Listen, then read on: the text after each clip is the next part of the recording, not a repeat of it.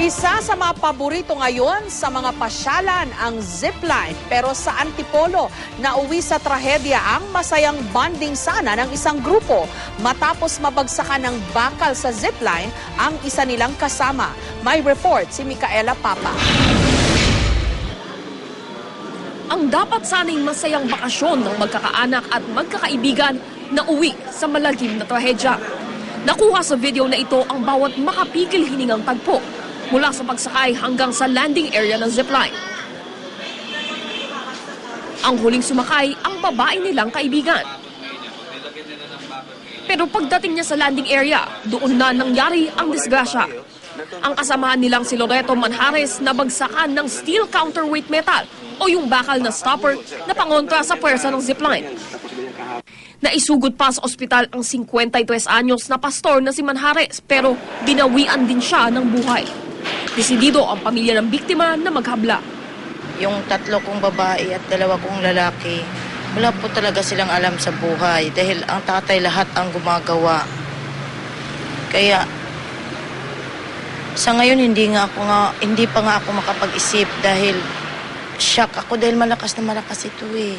Harap ako ron. Ayon sa inisyal na pahayag sa pulis ng Sun Valley Estate sa may-ari ng zipline, makailang ulit na raw binalaan ang biktimang bawal pumwesto sa kanyang tinatayuan nang maganap ang disgrasya.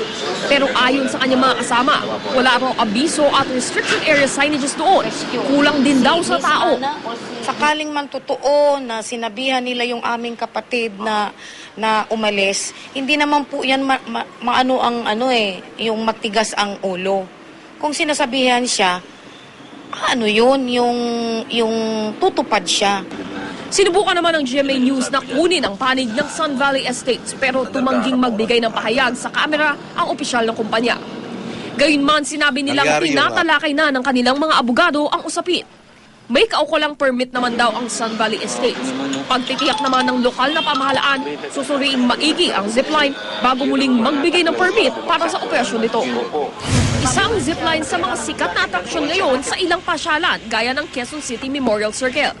Ang tanong, gaano ba kaligtas ang zipline na ito?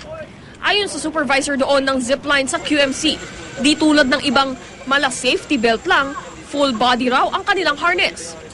Safe po yung harness niyan, kahit po 2,000 kilos, kaya po niyan dalhin, kahit po 4 na tao. Ito po ang lock namin sa may likod para po kahit gusto niya bumaba, hindi po siya makakababa. Bali, 2 lock po na clip yan. Tapos ito pa po yung aming strap sa likod para siguradong hindi siya mahuhulog. Ang roller naman na nagkakabit ng harness gawa sa matibay na bakal. Nakabolt na nga, nakalock pa ang bawat bolt para di kumalas kalagitnaan. Ang stopper nila na nagpapabagal sa mga nakasakay pagdating sa dulo, gulong na matibay ang pagkakakabit. Bawal daw na tumambay sa ilalim nito dahil posible kang tamaan ng mga taong nakasakay sa zipline. Pagdating daw sa kaligtasan, hindi pwedeng magkamali. Nasa-stop din po ang buhay ng tao, kaya pag binatawan, kailangan sigurado pong safe na safe yung bitaw. Micaela Papa, GMA News.